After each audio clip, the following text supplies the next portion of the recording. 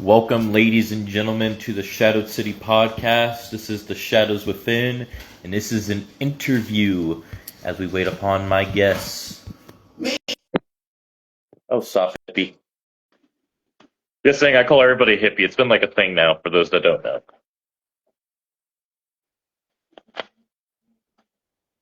I don't understand why people think, oh, I don't smoke. That's like so cruel when you say that. So what, you have to smoke to be a hippie? I know hippies that don't smoke. Right? One of the main things now is that they're straight edge. As kids, we get to really good stuff. I see you, Wes Grimm. I sent you invite to come on. If you did not receive it, do I need to send another? Hold on. Okay, it says I'm adding you. See if you accept anything. Yeah, I see you. Let's hope it will let you on. If not, we'll have to go to my plan B. Oh.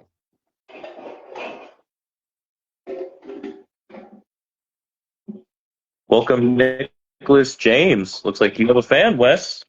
All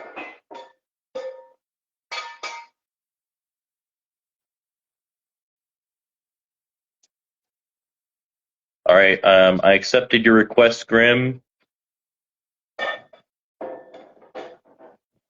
We'll get you on regardless. If we have to go to my plan B, I will, but I want that to be the last resort.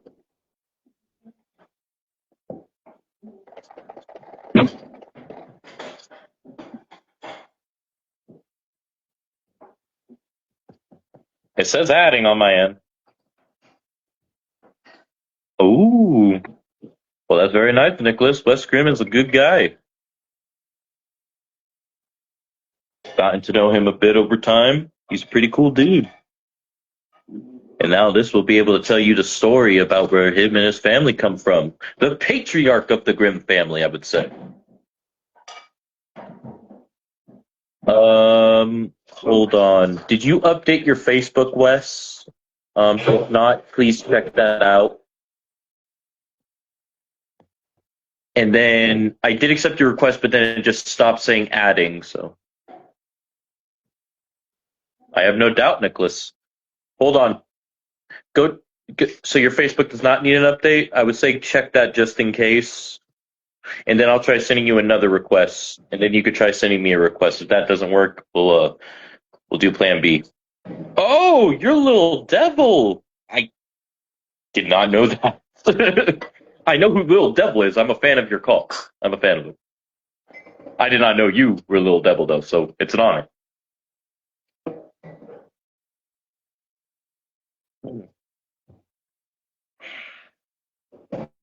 Got my Pepsi as always. What you guys drinking on?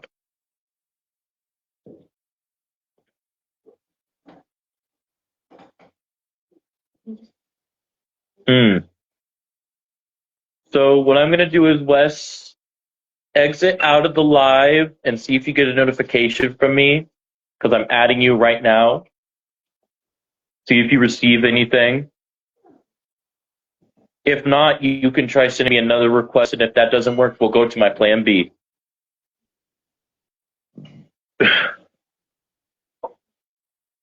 You have a great day at work. Ooh, we could try that. Hold on. Let's try that. Yeah. Try that one. All right.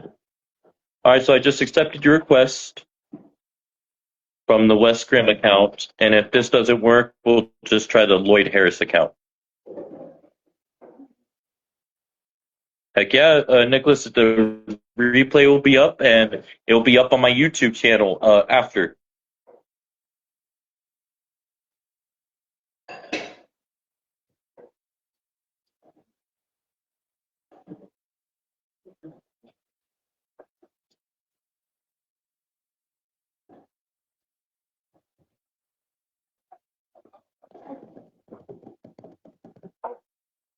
Hey, no problem, brother. I'm always happy to help support. I always try to share out people's shows as well. And I also want you guys to get out your stories for the people to hear and see. And when people look back on it, they'll be like, whoa. You know what I'm saying? I love seeing it. I love seeing the COG community grow one way or another in the wrestling community. All right, I'm accepting your Lloyd Harris account request right now. Let's see if this works. Fingers crossed. And toed. And hair curls. Oh, still on. Of course, man, the West Grimm account's gonna be difficult as fuck. How come I'm not fucking surprised? We had to Fuck, slap Facebook in the face. fucking West. Fucking West and his fucking aura. Can't get shit going. Well, it looks like Lil Devil, you helped bring him into the e-fighting community, what it seems like. Man, I got nothing but respect for Nick James, man. Nick James, man, is one of the beginning motherfuckers that I met in APW, man. I appreciate the type of work he brings. Kind of motivates me to try to get my shit better. Yeah, he just How we said, doing, Wes, Lil what's Devil? good, bro? Yeah, that's I don't awesome. see you, though. Where'd you go? Okay, so I'm here. It's kind of like how it usually is on the Anarchy Archive saying we won't be able to see each other. Mm. But the Okay. people watching can see us.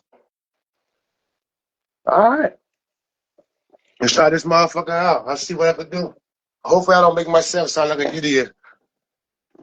Hey, man, I don't think you will. And I'm just going to ask you basically questions of how you got into e-betting. We're going to talk about your cause, each one of them. Give us the whole backstory if you can.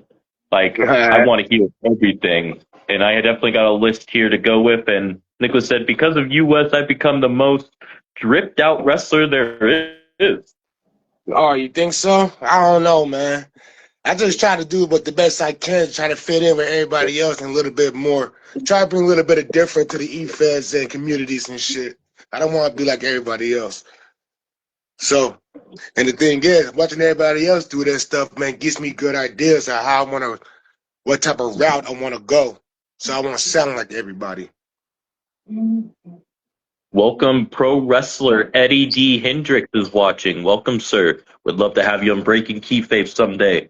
Nicholas said, Wes pushed me creatively. So you've helped him creatively. Well, I'll say that again.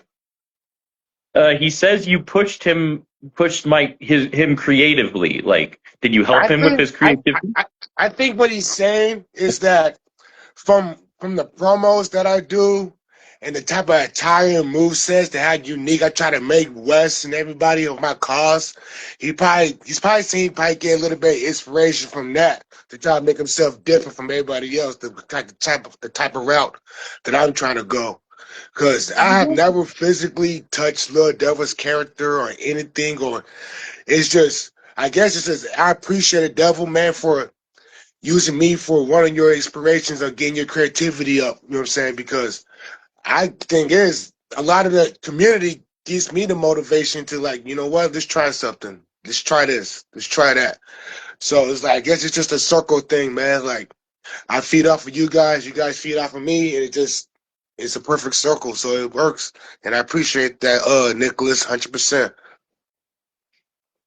Well, he has much love and respect for you, as most of us do. And welcome, Benjamin Camara. He is also a pro wrestler who I hope to have on Breaking Keyfabe one day. And he also has his own podcast. He's doing amazing work over there. If you guys have never checked it out, please go check it out. Support the Call Wrestling community and pro wrestling community. We Yes, represent y'all, show y'all support. We gotta make the community better. No drama, none of that drama, high school bullshit. It's all have fun, man, and enjoy life at the same time. 'Cause we all know life is a bitch. most indeed. And personal life is important. This is a hobby, not a lifestyle. Exactly. Well, it can be a lifestyle, man. It all depends how you don't try to take it too in depth and try to make it too damn on personal. You know what I'm saying? Because it's like Yeah. it could be a lifestyle people do enjoy doing. Like as soon as they get home, it's like they like the role playing and stuff. So it could actually be a lifestyle for them. But it's just don't try to make that your main goal, and that's the only thing you're breathing for. Because we all know responsibilities, everything else out there needs to be taken care of. So, so yeah, hobby and a lifestyle. How I feel about e-feds in the community and stuff. Most indeed, most indeed. And starting off with my first question, what Bring got it. you into the pro wrestling world? See, it was funny because when I was younger, you know, I was born in 1983, so I kind of went through almost every generation of wrestling games. You know, to the wrestlings on the Nintendo and the rest of WWF and all that. And No Mercy, she's gonna have to wait. I'm sorry, wifey. Sorry, Raven. Gotta wait. Uh, it all started, man. I used to like watching PvP matches like No Mercy, WCW for NWO and stuff like that. And then when I fast forward to now, I didn't really get back into 2K when Cody Rhodes won the heavyweight championship against Roman Reigns at that WrestleMania. I think that was the first year that Peacock started showing wrestling free on Peacock. So I was able to catch that WrestleMania. And ever since watching that, I said, you know what, fuck it, I'm gonna get back into 2K. So I got me to 2K. And I like to do a lot of universe mode, just watching people fight and shit. So one day I'm on Facebook, I just see like a community creation. I just see a different cause. I'm like, I like to see some of these guys on my show. I'm just sitting back watching the fights on my shit. So like I started downloading people's shit and I uploaded. No, I think I saw somebody talking about doing an e-fanning. It was a PvP versus a PvP. I joined that because my original character wasn't Wes Grimm, the first person I ever made. The first person I ever made his name was Ghost, just straight up Ghost. And Ghost Blaze. It was some ridiculous name. I was just trying to think of some shit. And I did that for a little bit. That's why I came across the AI versus AI leagues. And I typed in and said, hey, how do I join in one of these AI leagues? You know what I'm saying? It looks kind of interesting. And then the owner of APW, Jack Oh, Blaze, thank you. reached out to me and tell me like, we started e-fetting and been doing it for my second year. And, told me to come along and check it out. I said, cool. He said, what's your car's name? I said, Ghost Blaze. Blaze Ghost, one of the two. He said, well, I already got a car named Blaze. Any chance you feel like changing your name to something else? I'm a respectful guy, so I went ahead and started looking through the names and shit. And I have my little alter ego. Right? When I go out to bars and clubs and shit, I always call people, my name was Wes Burgundy. Because I don't like people knowing my real name. I don't trust people. So I'm looking for the name Wes Burgundy on the game. I couldn't find that name, but I saw the name West. So I'm like, you know what? This is imagination. The T's not there, so they kind of saying West. Then I came across the name Grimm. I'm like, hey, Wes Grimm. I kinda like that. You know what? Let's run it.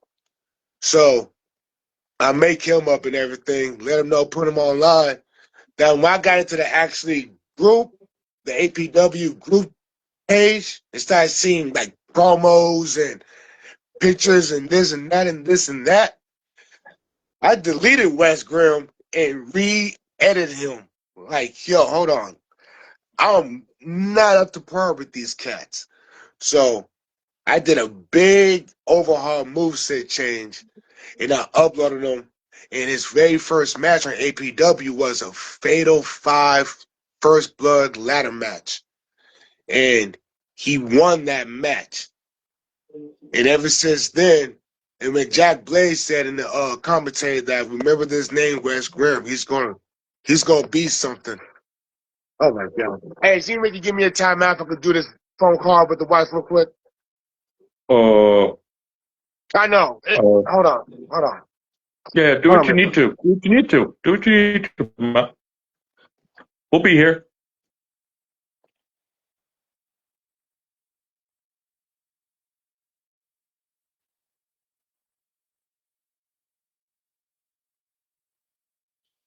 Welcome, Zach Jones. Don't worry. He'll be back.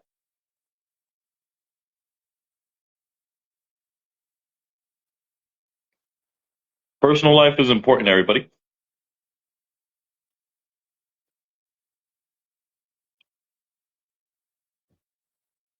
Oh, already? That was fast. That was fast. There we go. Yeah, you know what I'm saying? The thing is, the wife was just asking me, Raven was asking me, how did the interview go? I said, to tell you the truth, I'm doing it right now. She said, okay, bye. Well, I That's my did tag queen. her for you, and I tagged your son. Yeah. Well, Raven's not gonna be able to watch because she's actually on her way to work. She works third shift at a detention center as a nurse. Okay. So she deals with a bunch of crazy motherfuckers on a nightly basis. But Understandable. but that's how Wes became who he is now. So ever since I got Wes, you know what I'm saying? I'm thriving in APW. I'm enjoying myself. And then I believe it's either I reached out to, 'cause I saw another a promotion. It was KCW. I forgot. I hate that I forget. I forgot if I reached out to him first or he reached out to me first. But but I started his league probably like a month after APW. Excuse me. So that right there, I was in APW, KCW, thriving off the Uh, shit. Thriving off the shit. And then and my wife was at the time, she was enjoying watching the matches too. So she was like, I'm like, are you trying to be in this? Because it's like, it's some cool shit.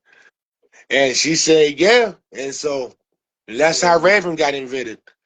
Just by watching APW and KCW. And she got interested in it. She wanted to see how her car would do. So my wife went ahead and made her character.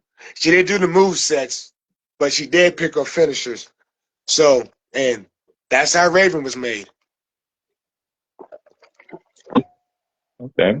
And then eventually you guys brought your kids along, being Zarek, Harnage, Grimm, and Kendra and Violet. Yes, and actually, Violet came in first. Okay. Because when she first came in, because if you see Violet now, she's a powerhouse bougie bully, you know. But when she first got into the league, she was the creepy little girl high flyer that started cutting somebody's hair off and ran in her hair was a trophy of dominance. She's my little cycle. But and actually my youngest daughter actually did make her. But there was a problem with that for a little bit with her name because she didn't like the name Violet. But I'm letting her know, but Violet's on the game. And I kinda like Violet Grimm. So it would me we had a little dispute with that one for a little bit, but she rocked with it. And then I say probably like a month later, my oldest son wanted to be involved with it. So that's when Zarek came into play. You know what I'm saying? Then I tell you it was so for the longest it was Wes, Raven, Violet, and Zarek. But it was just Harness Grimm.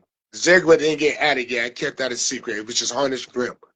So, a whole season went by there because I had Zarek and Violet signed up for a different E-Fan. They didn't go to KCW. They didn't go to APW.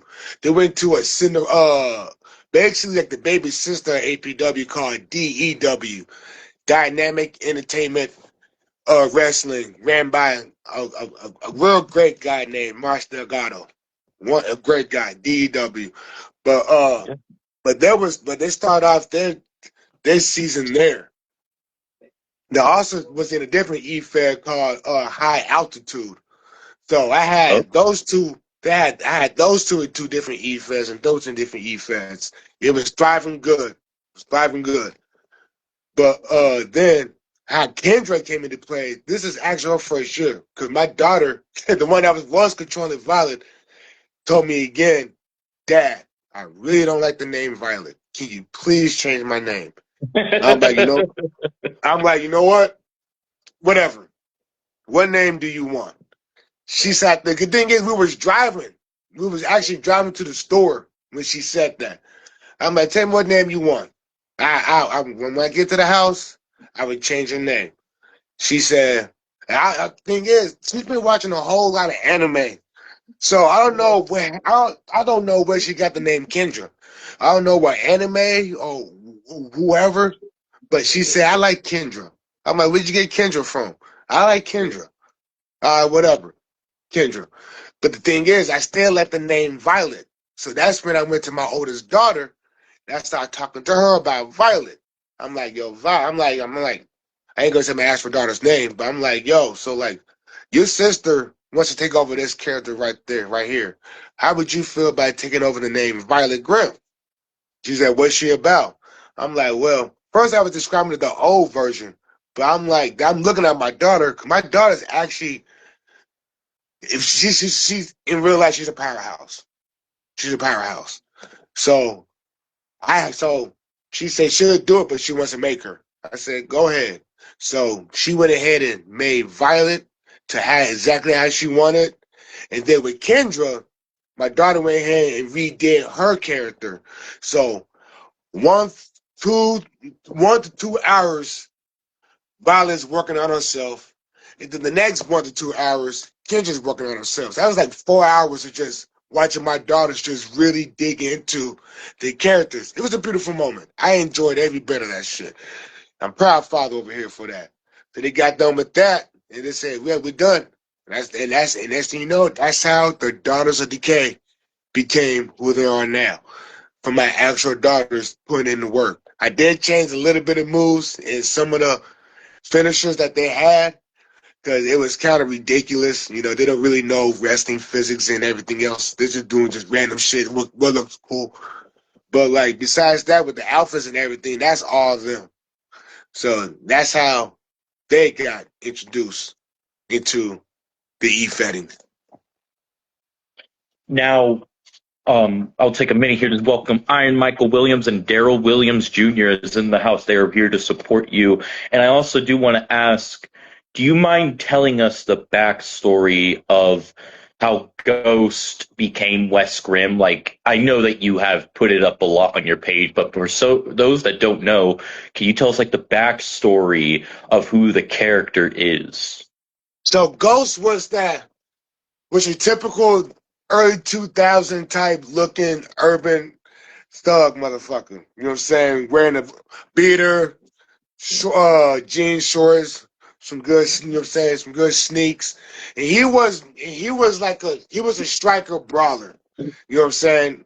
He had few lift moves, but majority of the time, man, he's trying to beat the shit out you with your hands and beat your shit out you. I've been making him since No Mercy and back on Nintendo 64. I made him like all through all my young years where I was real heavy into video games. So then when how Ghost switched over to West Grimm, when I got I guess it was WWE 2K22. I think that's when I finally got back into it. That's when I was gonna do Ghost Blaze or Blaze Ghost. But since the effect that I joined in, APW, they already had a Jack Blaze. That's when I switched the name to West Grimm out of respect for the company because that name was already claimed. And I could tell he wanted to make that name a real big name. So I'm not, me being a rookie, I'm not going to sit here and, it wasn't a big deal to me for me to switch up. So that's how West Grimm became to the chaotic motherfucker he is now. My phone was about to die. That's why you see me walking around and doing a bunch of movement. No worries. Not good. Got the phone charging up now. I'm glad I got me a battery pack. The portable battery pack. Give one if y'all ain't got it. Well said, brother. Well said. And now, I believe you were also part of a mafia with Wes Grimm. Wes Grimm went through a lot of phases, but still stayed the same chaotic person. See, a little backstory. The backstory that I gave Wes is Wes and Raven, both different bringing ups, but still in a chaotic different way. Wes, his father, Wesley, and his mother, Luna. You know what I'm saying? There was big time people. All right. You know what I'm saying? They made a lot of money, had the Grand Manor. You know what I'm saying? They was in a lot of business, travels and everything, but Luna couldn't have kids. So they both seeked out different ways to try to have a kid, but they couldn't find no actual like human possible way. So they ended up man up with a lady in St. Louis named Maeve. Mavio, so I forgot her name. But she was a servant to Papa Ligba. So he made a deal. So they made a deal for her to be able to have a kid, but you know what I'm saying, at a consequence. Basically saying this sold to Papa Ligba. So she was able to have kids, so that's when she was able to have kids. She had West, you know what I'm saying? So that's how West went through, but when it comes to the professional, this West came into the league as just a solo individual, unhinged motherfucker. But then Jack Blaze put me in a faction called the Shadow Syndicate. That involved Adrian Knight, Tommy Fashawn. Back then it was Jacob Rogers, but you should know him as Jacob Anawai. Yes. So it was us. And we was thriving off that team. We was doing great. But a big split up happened. And this Lost Souls was made, and me and Jacob. So basically, they went their way. They went their way. We went our way. So I wanted to get out the Shadow Syndicate scene. I want to go for a different role, and you know, Wes' dad was a real powerful person. So that's when Wes decided to, you know what, let's go this route because I need territory, I need money, I need people to work underneath me. So that's when West went to the Havoc Kings. That's when the team Havoc Kings came out, and the black and gold. And that's when West's half brother Bishop Blackthorn back then was Grimm, but he changed his name to Blackthorn because he went through a whole new different thing. But that's when we had the Havoc Kings with Ace Grimm, Wes's cousin Jacob, and Bishop. So that's we was running that. We was in a group. We was in E-Fed called SLW with that team mainly. Wait, Southern Wrestling? Southern Wrestling. Yep, Southern Wrestling. And that's when the Havoc Kings started thriving off of that show. But there wasn't but over there in KCW, it was only West and Raven representing the Havoc Kings. And then on APW, the ones that was representing in SLW was also representing in APW with the Havoc Kings. So we went through that phase. We went through the Havoc King was thriving for a long time. Actually, for like half the year, we was Havoc Kings. You know what I'm saying? Gained multiple belts, gained multiple momentums, events, all that. So then I actually that's how the Mafia went. Then our next phase was damn. What was the fucking next phase? Cause there's Havoc Kings, and we went to the. No, I take that back. Rewind. Before Havoc Kings, there was a team called the Gates of Chaos. The rebellion group, because that's when we made that group, man. Tommy and Adrian turned their backs and did their own thing with against Wes and Jacob. So the Gates of Chaos was basically there was Jacob's and Wes's rage phase. Like, fuck the world. If you ain't following us, if you against us, we go try to destroy shit. So, and that's actually when too, Wes was on a manhunt because he was framed for burning down the APW Stampede arena. And that right there actually made Wes more popular than before because it was a whole like 3 months, 4 months scenario of Wes getting hunted down because he was framed for burning down the Stampede. But the whole time it was the Lost Souls that burned down the Stampede. But they want to assume that Wes did it because in the past he burned down the hit squad with Tyson Storm and them. he burned down the training facility, the Hit Squad, because there was a time the Shadow Syndicates was beefing with the Hit Squad. Oh wow. And yes, and that's when West was really unhinged. The more fire, the more fun he was having. And to amp up the rivalry, he brought down the facility to make sure they knew, yo, we really want this type of smoke. So and that was actually a great rivalry too between His Squad and Shadow Syndicates. That was a great rivalry. That's one of my favorite rivalries right there. I definitely do. Cause they had some great people over there, knew exactly what they was doing, and everybody was intertwining perfectly when it comes to making promos. So that was fun. That was definitely fun. It sounds like a story was put into that. Is there any other rivalries you like to tell about where story was put into it like that, or was like that the only one? Oh no, I've been in Wes has been in a lot of different big moment stories. He's been in the His Squad, Shadows versus His Squad, West versus Jack Blaze, actually 2 times. Uh, he had a rivalry with Agony. He had a short little rivalry with Rob Anderson. It wasn't really no storyline based. It was just basically me and him just going back and forth talking shit.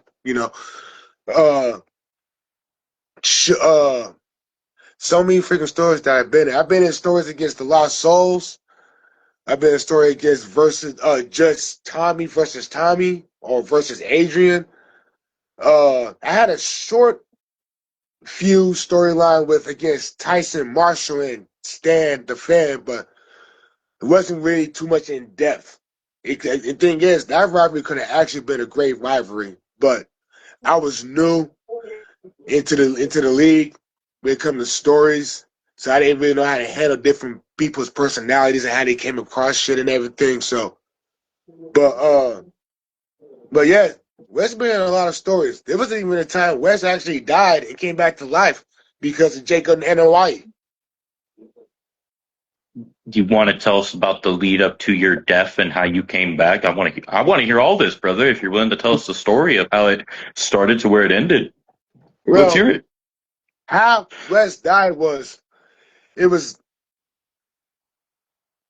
basically Wes was getting his energy sucked out of her name was what the fuck her name was Susan.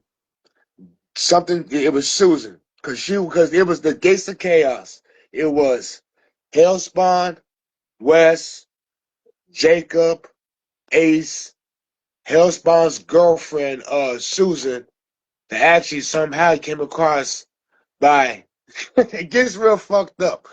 Uh she made some type of deal. It did things to what up, James? It did things to basically Papa Lippa put some type of curse on her, so every time she was near Wes, it would drain energy from him. So every time, and then next thing you know, Wes and Jacob got into a big beef against each other. Jacob was getting tired of feeling like he was Wes's shadow because it was almost like Wes then Jacob. So Jacob wanted to do his own thing. So those two started beefing. And it was a match. It led up to Jacob fucking up Wes backstage or at the bar. Wes would fuck up Jacob somewhere at the bar. But as days kept going on, Wes' energy kept, getting lightning and lightning. So when it came to the final match between Jacob and Wes, it was a coffin match. And the thing was, if excuse me, Papa Ligba put a curse on the casket, so if Jacob did get him in that casket and it closed, that took everything out of Wes. So the next thing you know, when they had that match, Jacob did won that match, put him in there. But the thing is, Jacob didn't know Wes was in that scenario, or Jacob would never did that match because Jacob, they had their alpha moments, you know. Jacob West, they're both alpha motherfuckers. They both like control. And Jacob was trying to prove a point, but the last thing he wanted to do was kill. You said those two grew up together. Wes, Jacob, Ace Grimm, Adrian, they all grew up together since, say young teens.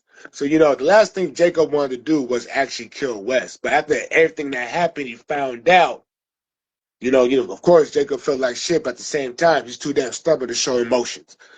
But deep down inside, that motherfucker was crying like a motherfucker. But, so days went by. Susan, the one that she didn't know that she was doing that to Wes. So she made some type of deal. She ended up somehow becoming a necromancer. So there was a guy named Bobby Blake. So we basically used his vessel, his body, to bring Wes Grimm back to life. I know it's way more in depth than that, but so much has happened between that. Cause that happened actually. Wes is going on to his second year when that happened. Okay. But that was the main thing that happened that led up to Wes Grimm's death and came back to life from that because of, not because he's the strength of will, but it was a bunch of, witchcraft, voodoo, and everything else, and taking a innocent bystander's body and swapping it out. So yeah, that's how that was the death of Wes right there in the rise of Wes, like a fucking phoenix. It was a fun time. That was a good storyline right there. I really did enjoy doing that. I had everybody guessing. I keep people on their toes. So that was enjoyable. I did enjoy that. Yeah. And to reiterate, you were never a member of the Lost Souls, were you? You just had battles with them. No, sir. I was always their enemy. Never on the same team.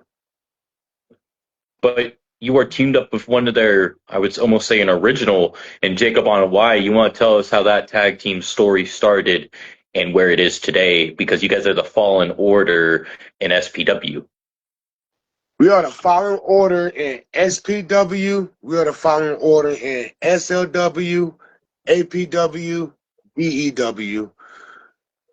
And the thing with me and Jacob, because when we first started way back with the Shadow Syndicates, have me and Jacob stayed as a tag team was Jack Blaze put us, because first we was winning matches as a tag team. He said me and Jacob was doing our fucking things. We finally got the opportunity to go for the tag belts. So he put us in a match against 3 other more teams, and we was able to win that belt. They had that belt for 14 days. And not 14 days. They defended that belt 14 times without a loss.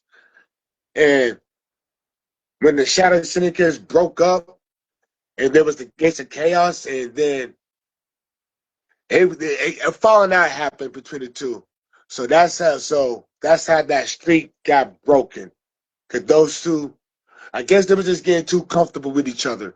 But for the longest of the time, for like almost a year to 2 years, Jacob and Wes was one of the most dominating tag teams in APW and DEW. I don't know if Okay. I answered. I don't know if I answered the question correctly with that one. Well, it was just more like the story of how you guys came together, but it sounds like maybe throughout all your wars, you guys eventually started to team up. Did you approach him for this tag team, or did he approach you? We both made the decision together because since we was on the same team as the Shadow Syndicates, for real, like me and Jacob stayed, being boys, man. For we had our fallouts. Like we have been a tag team probably like we split up 2 times.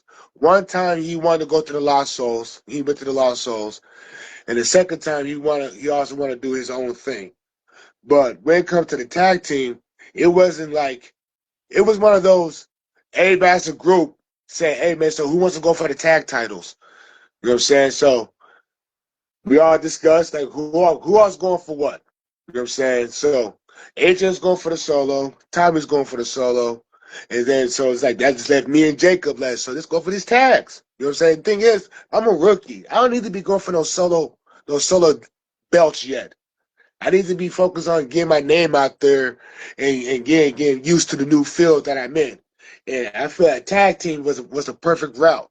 So so that's how me and Jacob became a tag team because neither of us didn't want to go for the solo belts yet. We already had Adrian and Tommy going for it. And ever since then it just stuck. Okay. Now, within the Lost Souls, you kind of told rivalry there with the Shadow Syndicate right there. Um, but it looks like you've also had individual rivalries with Tommy and Adrian, correct? Yes. Yes, Do you want to talk about? there was definitely times when because like West was like because Westside they had a brotherhood, so of Okay. course when they left, West was definitely felt betrayed, hurt, and everything. So they had their beef with Lost Souls, but then it became a little bit more personal when it was actually, for to tell you the truth, West had more of a rivalry with Adrian than with Tommy. Because Okay. every time West went against Tommy on APW, West always won. You know what I'm saying? I ain't trying to put Tommy. Well, Tommy's one of my boys, man. I fucks with Tommy for Sean. But that ain't even become a rivalry no more because it wasn't a back and forth win-loss ratio. But with Adrian, there was a win-loss ratio going on. Because sometimes he'd beat me at APW, sometimes I'd beat him in a different E-Fed. And plus, our rivalry even kind of continue on over there to SPW with Logan Slater. Because because they actually on SPW, that's when they for real ended their beef when they fought each other for the world title over there in Japan. That 2 day event. No, it was a 2 days. I think it was a 3 day event. Was it a 3 or 4 day event? That Japan event, Oh, so that was 4 days. huh? I think it was 3 to 4. I believe it was 4 that I'm Yeah. remembering, See, but so you know what I'm I talking think it about, was. right? You're talking about the whole Japan tour because you won the SPW title, but then I believe you lost it. Yeah, I won it against Adrian. Then I lost it against I think it was Travail in a ladder match. Cause No, no, no, no, no, no, no, no, no, no, no, no, no, no. Daryl. It was Daryl. Daryl. It was Daryl. Yeah, Yeah. not Chevelle. Yeah. Lost my belt to Daryl in a ladder match. Cause Yes. the way West lost, like instead of towards the end, instead of West putting the pressure on, I think Daryl was climbing the ladder and West decided to climb the turnbuckle. I'm like, what are we doing, my guy? Like, if the game gave you the ability to do a drop kick to hit the ladder to knock him down, do that shit. Make that shit extreme. But the game's not gonna do that for us. So that's when he lost that. But then he won it back against Daryl, I Yes. believe. Yes. Yes. And then he kept the title for at least Because Daryl was a double champion because he was also the tag yes. champions. He He was was the a first double ever double champion. champion SPW. Yeah, yeah, yeah. That is true. He was also he was with the tag team too, wasn't he? Hustle and hostility. You are correct. Yeah, I think they had a tag title match, man, during that tour too, I Oh yeah. believe. Oh But yeah. yeah, but yeah, that was a good time too, man. Japan was nice. Japan was nice. But yeah, SPW, man, that's man, for real, Adrian and West Grimm's beef for real stopped. It was like, all right, man, we had tons of freaking battles. It's like the respect is there. You know what I'm saying? You do your thing, I'm gonna do my thing. I'm not gonna get in your way. You're not gonna get in my way. And that's that. Now you want to tell us about your story rivalry with Agony that you brought up? Agony, Yes. Agony was pretty fun too. Cause the thing is, it wasn't like a real long. It was more of a build up to Oh, APW version of WrestleMania. Cause, okay. cause speaking of Lil Devil had the World Championship belt on APW, the top tier belt. All right. Wes Yeah. Grimm beats Lil Devil in an Iron Man match for that title. And I mean, like, that match was fucking insane. Like, the thing is, like, Wes was ahead almost the whole match, but towards the end, Lil Devil started making a comeback. And he only lost by like 1 pin. Like, Lil Devil, if like, it was almost like this. Lil Devil probably had like 50 more seconds. Lil Devil would have retained that belt. But sorry to say, he didn't have that much time, and West got that. So after West won that, Agony won his qualifier match to be able to challenge me for the belt in the big stage. So basically, it was just since West knew that was his target, West tormented him. He made sure his daughter Violet, that's when she was Violet, before Kendra, used to make voodoo dolls, and because Agony was there with his brother Pain and his sister Pain. So I remember Violet made a voodoo doll and put some big injuries on Pain. And also I remember and also Violet also did a backstage attack on his sister. So it was basically just for real, man, just West just agitating, making sure Pain is ready because I'm gonna do everything I can to piss you fully off. I need you to be ready to kill me to be able to take this belt. But he didn't take my belt. And yeah, and that was it. That was into that rivalry. Now you want to tell us about the storied rivalry with Jack Blaze, where you said that you changed your name, or what was the story with him, or was it really not really much of a rivalry? Would you say?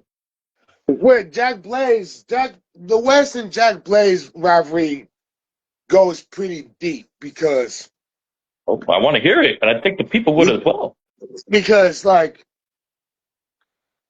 Jack Blaze always like in ways he put West in good situations, but at the same time, it's almost like he was trying to like control him. Cause like in the beginning, like when the Shadow Syndicates was there, Jack Blaze actually because Jack Blaze was going through a big beef with Tyson Storm.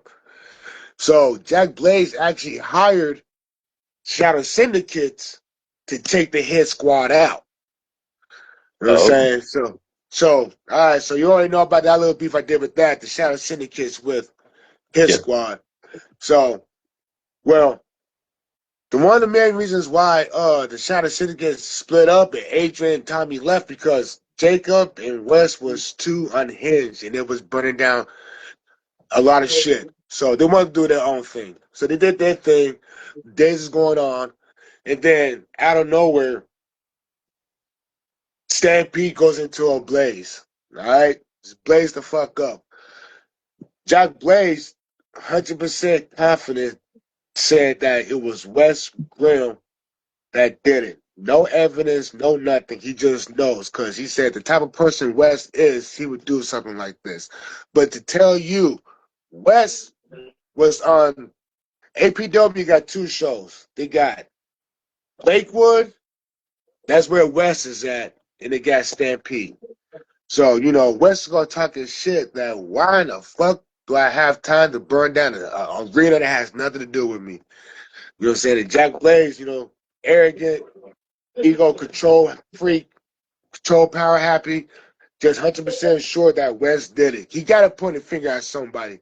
And the best, and this is before the Lost Souls established themselves. They kept themselves hidden. So basically, they was definitely using Wes as the guinea pig for the blame while they kept doing their underground shit, what they was doing. and Blaze was tied into it like a motherfucker. So they try to arrest West, and West said, "Fuck that noise," and that's when West went on a manhunt. So it was like almost a whole month of West in one location, Jack trying to get to that location. West is always somewhere else. There was even a time that Jack was somewhere across town. West, Jacob, his girl, and Raven was sitting on Jack Blaze's front porch saying, we got your ass going everywhere for something I didn't do. Just to let you know, I could have taken you out anytime. But it wasn't me. Blah, blah. You know what I'm saying? That ordeal. Basically, you know what? If you're going to chase me, I'm going to have fun with it. So, another month and a half go by. And so then West went ahead and just turns himself in. He turns himself in. This is actually a story to the another belt that West accomplished. So West turned himself in. All right. You got tired of the running, blah, blah, blah. You know what? He found a lawyer named Dean Wilcox. And because Dean saw everything that was going on, he didn't like what was going on. He reached out to West, said, I can help you get out, but you have to turn yourself in and let me do my magic. And West agreed to it. So West is in this Lakewood jail. Jack thinks everything's good and everything. So then Jack decides to, you know what? I'm gonna make this more interesting. He started making West try to fight for his freedom in jail. So West did a lot of matches in jail trying to fight for his freedom.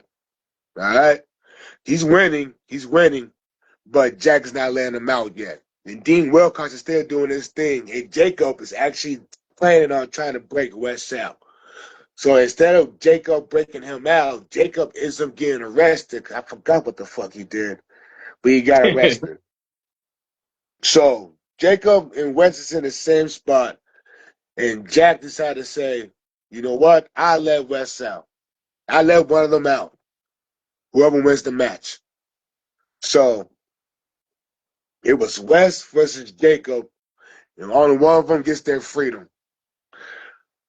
Type of person West was, always looking out for family. West let Jacob win that match. Go out there, get some more proof that I'm not the person that burned this shit down. Work with Dean. I'm not tripping about this jail shit. I'll fucking get through it. So Jacob wins. Jacob's free. And now it turned into so after all that, found proof because Lost Souls is starting to reveal themselves, decide to show who they really are. And they're the ones that admitted that they're the ones that burned that stampede and shit. So West gets free. Nothing happens to Blaze, but Blaze makes a new belt because it is called the King of Cage. It's real jail like. It's more like the jail type of you know what I'm saying, hell in a cell belt. Like shows that you're one of the most savage motherfuckers inside the cage. So he made a tournament for the King of the Cage title, and West won that. So West ended up being the King of the Cage champion for I think he had 9 defenses before he lost to Bear Bison. Ooh. So Okay. So after that happened, I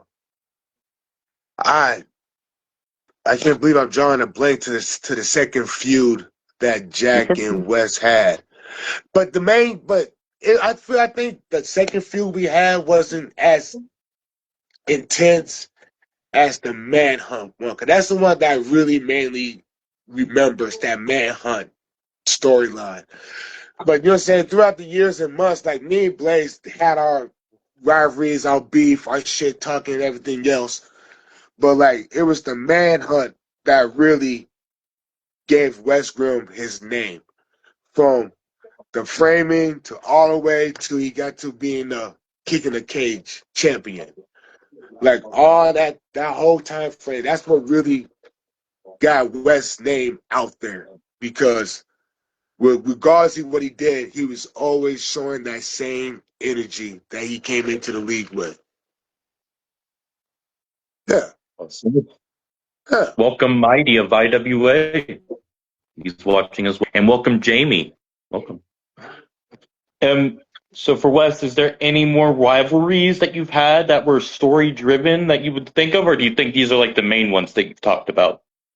Those are the main ones that I know I could talk about. I know me and Jacob, with the Jacob and West rivalry, you know what I'm saying? That was basically almost just blended into the same way the whole Papa Lippa arch, you know what I'm saying, how he died. So that was pretty a big main one too, because, you know, the motherfucker died, he came back to life. You know what I'm saying? Best friend plus best friend. But if I could think of any other deep rivalries I had, I thought it was my main rivalry so far that I know of is his squad, because West never really beefed or had a rivalry with Tyson Storm. Like, Okay. like West did beef with his members, the people that was with him, but he never had an actually story-driven rivalry with Tyson Storm. Somehow, those two don't cross paths, but somehow they'll always end up fighting each other in some type of battle royale or gauntlet match. You know what I'm saying? There was times that, you know, it was a short rivalry. I think that it was a short rivalry because it was, what was it? It was Alpha Games. It was Alpha Games. It was, I think it was Alpha Games. You know what I'm saying? It was around like Christmas time too. 'Cause I remember Wes sending uh unhinged presents to the Hit Squad members, and that was just this past Christmas. He said Tyson Storm something stupid and creepy. Everything was creepy and stupid. I know with Marcus Watts, he sent him a burnt up Christmas tree. To the LJ King, he sent him a cursed clown. Dream, I think he sent him a box of scorpions. And and Tyson, I think I sent him a really fancy ass watch with no face on it. They all had a specific meaning to it. Cause I ain't gonna make nothing just to make it. Everything had a specific meaning to it, to their ego, to what type of energy that they brought. You know what I'm saying? Mind games and shit. But that's about as depth. That's about as intense as I got with the rivalry when it comes to the Hit Squad. So for real, to be think about, West had one big rivalry with Hit Squad in the beginning of his year, and a nice little light mid rivalry just this past year. Okay. Are you Yeah. currently in a rivalry with anybody at the moment? Anywhere? Right now, West Grimm is not in no type of rivalry. And Okay. that's actually a first, because West is usually tied into something. But right now, man, I think West is just more focused, just really just enjoying watching the new generation, Violet, Kendra, and Zurich, you know what I'm saying, making names for themselves and actually doing it extremely well, you know what I'm saying, carrying on the Grimm name. So that's what's going on right now. Yeah, right now, West is not in no big rivalry right now. You know, but you know, West is always down to have smoke with anybody because it's very enjoyable and makes the time go by. Well, speaking of enjoyable, here comes Mr. The GEW Fight Club general manager, Dimebag Dan, who also runs the This and That podcast. Go check that out if you haven't. He's watching right now. Well, I'm down back that I have actually lost to him in SPW, I believe. I think he's the one that took my. Yeah, I think that. Yeah, he's the one that took my fucking heavyweight, my world SPW World Championship belt. Was him. Ooh. Oh, Thanks for taking my belt last year, motherfucker. But it was a great match, though, man. I got nothing but respect for the oh guy. yeah, I got respect for everybody. You know what I'm saying? I got no beef with nobody. I'm all yeah. about, man, being respectful to everybody, trying to have good conversations, trying to plan on the same what's gonna happen next and everything. So I respect everybody. I like everybody in the community. I really had no problems with nobody in the community. So yeah. Yeah, you laugh Good all to you want, know. man, but I give respect when it's due, bro, man. You did take that title from me. Somebody have to take it. I had that motherfucker about 2 or 3 months, so somebody have to take it, right? Yes, indeed. Um, how would you describe Wes Grimm's fighting style, and what are his signatures and finishers? His fighting style is strictly he's a striker. He he was his father raised him in the style of Muay Thai and Jiu Jitsu. So I don't know if you really look at Wes's matches, you will see he used a lot of strike moves, a lot of elbows, a lot of knees, a lot of kicks. He doesn't slam people if you ever notice. He rather Yeah, just you don't got time to. I hate that you're saying the AI breaking the fourth wall. The AI you're saying makes him do holds and carrying and everything, making some. But Wes is a straightforward.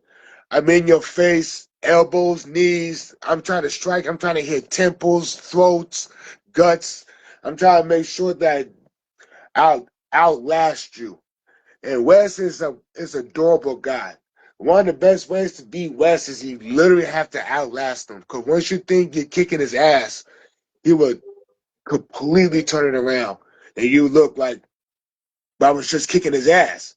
How the fuck I just lost? Because he's a striker. He so I got him mainly built for just strictly striking. I don't need him doing no suplexes, no body slams, no power bombs, or nothing. And sometimes he might do a daredevil move and do a springboard, but that's rarely. Depends how much blood and rub is in his system. well said. Now, Raven, she's my submission specialist, my technician, my precise point accuracy baby girl. She is all about, I just want to break your arm so you can't do nothing on a regular basis. That's her main thing. Wear you down, wear you down, wear you down.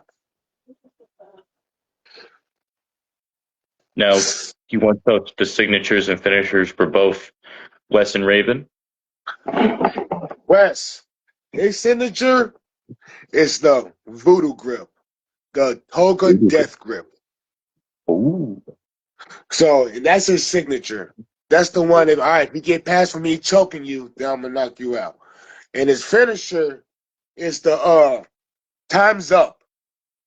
I don't know if you know what that move is, but it's a corner move. The person would get Yeah. on all fours and Wes would launch himself up off their own back and come down with both feet to the back of the dome. And we call Okay. that straight to the grave. Because, I feel like in real life, nobody's not gonna really gonna survive that. You will be in the grave after feeling that type of move. So, and he also his first finisher is the time's up. You know what I'm saying? His second finisher is the cave in. That's Okay. really the only time he shows his athletic skill. That he can jump high if he wants to, but he's gonna save it for when he really needs to. I know you've seen that move a good amount of times. Oh yeah. He hits Oh yeah. a lot of people with that cave in more than the time's up. So that cave in, I honestly don't have a name for that move yet, and that is fucking sad. No worries. Sometimes it takes time. God, God dang it. But then again, he just got that move this year. His his original move when he first came into APW. There's another move, APW and KCW. There's another move that really made West very unique from a lot of people. His signature move was the divine touch. I call that the chaotic trauma. You know what a divine touch move is, right? Yes. When he puts the two fingers like each temple, the motherfucker starts spazzing out. Mhm. Yeah. So when he did that, as soon as the guy starts doing the whole spazzing thing, excuse me, his finisher was a roundhouse kick, and that took out so many names in the E-Fed, and so many people thought that combo was so unique. I rocked that for the first 2 years. I rocked that was my signature. That was my finishing. Hit you with a chaotic trauma, have you fucking tweaking, and then go and hit you with that roundhouse kick so you can see that darkness.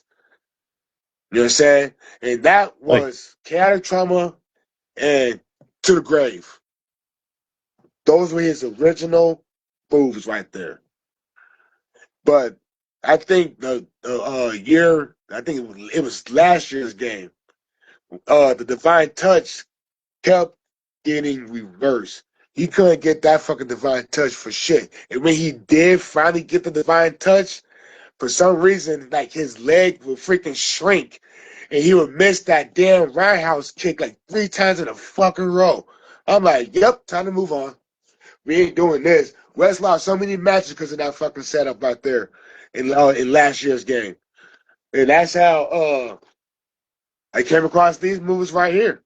The time's up and the cave in, and the voodoo grip. The, and now with Raven, her signature is the Oscar lock. I feel like it only makes sense that would be her finisher because that is really pulling back her arm. And that's her signature. And her finisher move is the chick kick or it's the I forgot what it's called, but I got it on Game Pass. The Artemis Storm, something Storm. It's a top rope move. It almost turns into an Oscar lock once she finished the move. oh, like how she jumps down and puts him into the lock. Yeah, Okay, I know what you're talking about. I forget the name of it, but I know what you're talking about. I know. I know the name starts with an A. And I know the name Storm is in it. The Artemis Storm, some shit like that. But Yeah, it's yeah. that move right. It's that move right there. So, and I just and you're saying Raven doesn't have a lot of top rope moves and everything, but that's the only move she does from the top rope because that's put a lot of pressure on somebody's shoulder. It Like is. that's an arm breaker right there. At least dislocate the motherfucker. So I'm like, yeah, that's got to be Raven's move right there, and it fits perfectly because somehow you don't tap from the Oscar lock. All right, let's go ahead and put a little bit more pressure on your arm, then, since you feel like your arm's still strong enough.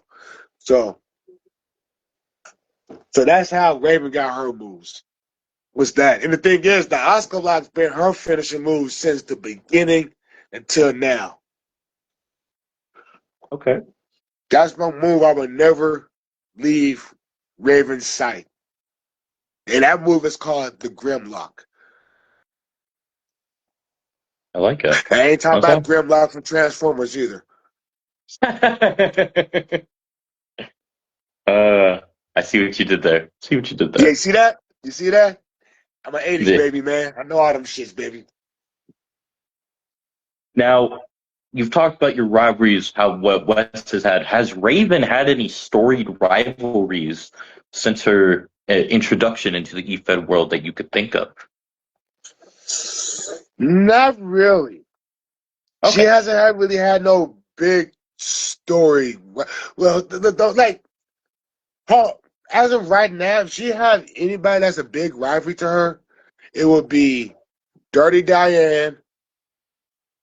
Uh, you all know where Dirty Diane's from. Uh, Hmm. a woman named Morgan Mercer. She's on APW, mainly on DEW. Uh,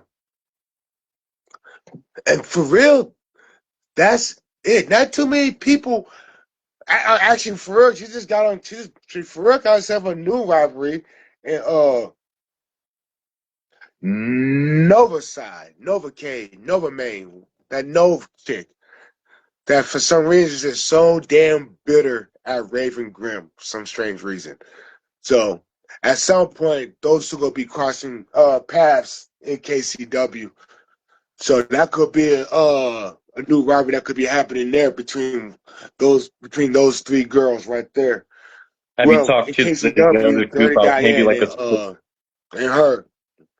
And she doesn't like Casey, that Kristen St. James shit. She's too bright, and her hair is too pink. She can't stand Yeah. that shit. Wait, from All Star Pro? Kristen St. James. She's on. Yeah, she's also an All Star Pro. Yeah, she's everywhere. She's in a lot of spots.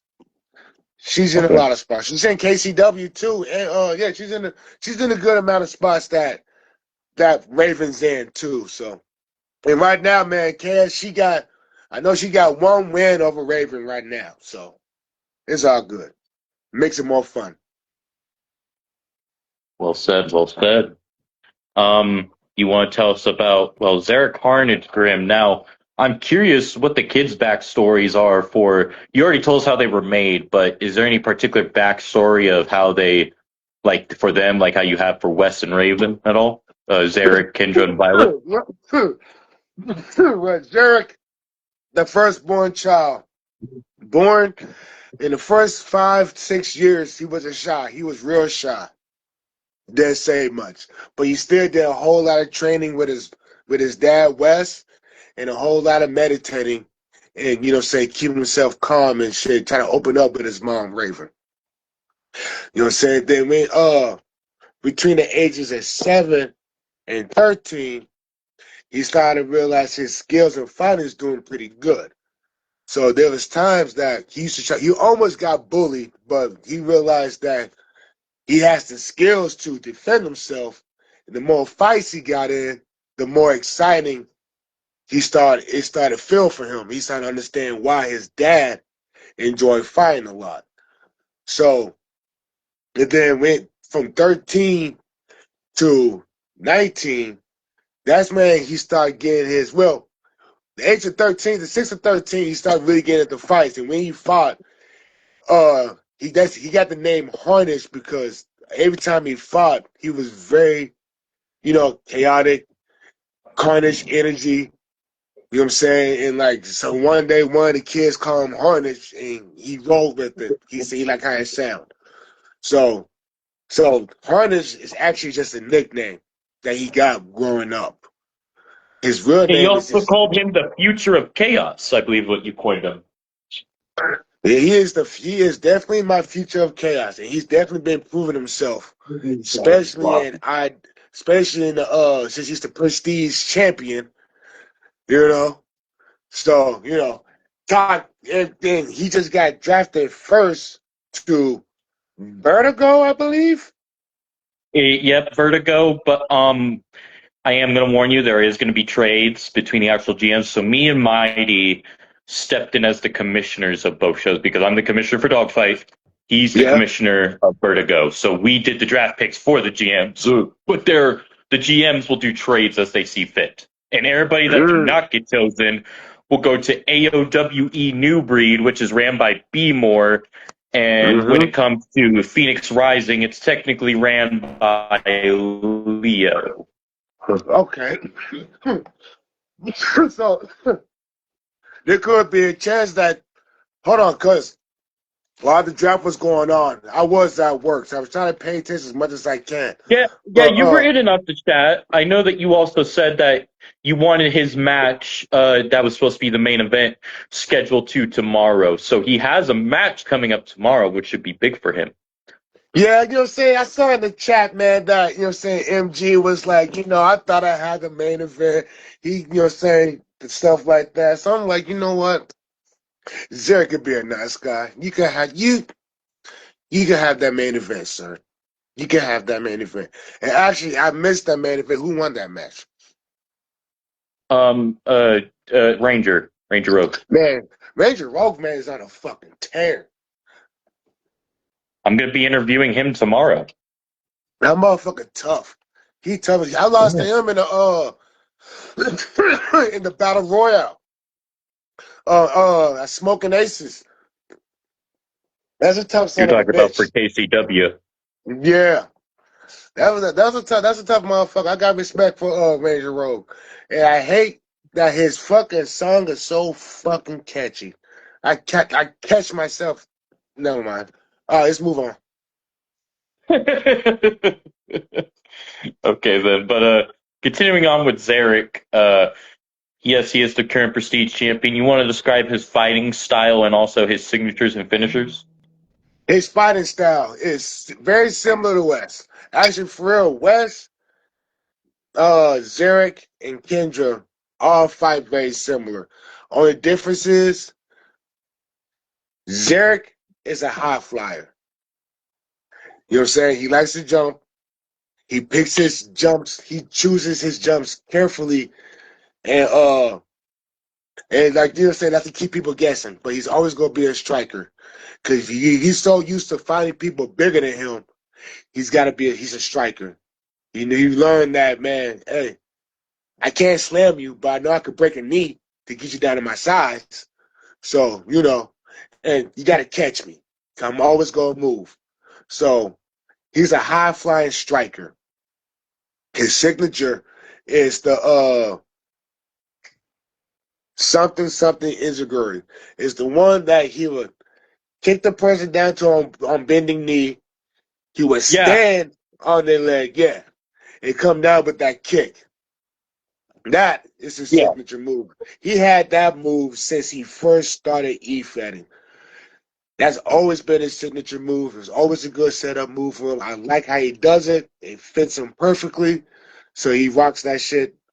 And don't even have a name for it. I like that move so much, I don't even got a name for it. God damn, you gotta get your shit together. But when it comes to his finishing move, uh, one of them is the shotgun drop kick, either from the corner or just say just run at you. And his main finisher is the rotating moonsault. That is it a rotating moonsault? Excuse me. I know he goes on. It's a top rope move that he twists and he ends up with his back on your ribs. You said they got so many Okay. different names for these for moonsaults that's They twisted do. in the They've air. advanced so much. They've advanced so much. It's crazy. Exactly. You know what I'm saying? I think this is one of the moves that came on the first ring pass too.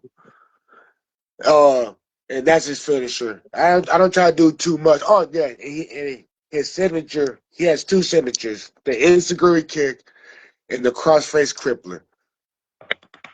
All Okay. of my Grimms knows how to make somebody tap. Cause there's nothing better than having somebody manly tell you, "Please get off me. This hurts. Please stop bending me like this." Well, tap. All my Grimms make somebody tap. Violet, she has to torture rack. Kendra, she has to guillotine. All my Grimms, you know what I'm saying? Raven, the Oscar lot, and Wes, the voodoo grip. All of their submission moves, submission is the signature. All of them. Those basically my setup moves for real, because there's no chance they're not gonna make them tap. Sometimes the game will let motherfuckers tap, but most of the time I'm just more focused on getting that limb to exactly where I needed to get to put this finisher on you. Okay. Now, for Kendra's other signatures and finishers, you said she was like you and Zarek. How would you describe her finishers and Kendra, signatures? Kendra is a daredevil. If you look at her sliders, Diamonds is around like 50, but Daredevil is up there. She is the most unhinged Grimm in the whole family. She is I'm not thinking about it because I'm already in action doing it. There's times that you will see that she would keep Violet outside of the ring almost the whole match before she tags. And when Violet does get in, you might not hear it, but Kendra's is on the side of the rope saying, tag me in, tag me in, tag me in. So that bitch, I just got out here. I don't care. Tag me in. Kendra definitely wants the whole spotlight on her when she wrestles. She's a daredevil. She's willing to do anything to her body to make sure the other person's body is 10 times worse than hers. If it's a good idea in her head, she's going to do it. She sees an opportunity to do something crazy, she's going to do it. She's a striker. She's not picking nobody up because she's freaking tiny. But she has swift kicks, and she's a daredevil. And her finisher is called the triple curse, but it's the triple moonsault. Now, The finisher is called the triple moonsault, but I call it the triple curse. I like that. Yeah, you know what move I'm talking about, right? When she goes Yeah. to each rope with the moonsault. Mm-hmm. Yeah. It's kind of like Jimmy Wang Yang. Okay. Yeah. If you remember him, but yeah, he did that. Okay. Cool. Yeah. They're similar to him. Yeah. And our other signature move is it was on the ring pass. I forgot what the name's called, but it's a corner move. She runs along the ropes and kicks the fuck out the motherfucker's face. I know you've seen that move before. From somebody, from somebody's I'm trying call. to think. You said she goes around the ropes and kicks somebody in the face. It's like she goes like she kicks the person's on the corner, she kicks him. Uh-huh. The person is laying on the rope. She climbs to the top rope and she runs across the rope and kicks him in the face. Oh, like a tightrope rock per se. Yeah, yeah. Like a type, like yeah. You know what I'm saying? Because So she runs it. does. I'm seeing it in my head. I know. I think I know which one you're talking about because they definitely have added a lot of those like tightrope walk moves. And welcome, Vexy Ross. Hello, I'm Vexy. glad y'all, everybody coming in and stopping in and represent your boy Larry, man. Trying to keep the community positive and beautiful, and try to spread the word. Thought I'd say that real quick. I appreciate you, brother. And Violet, you did, when you were mentioning who she fights, who does she fight? Like, does she fight like Raven, or how would you describe her? She fights like Legend Lashley. She Okay. don't fight. She don't fight like her dad. She don't fight like her sister or a brother or a mom. The only thing similar to her in her fighting style with them is she will try to make you tap, and she's gonna be relentless. That's it. She is all bougie, bully, Grimm, chaotic style, and she's gonna want to try to slam you in the most disrespectful way, and let the crowd know that. See how much better and strong I am to this girl? Come on, man. Say less. Like, and the thing is, in real life, that's how she really is. All these personalities with my kids on the game is how they actually kind of act in real life.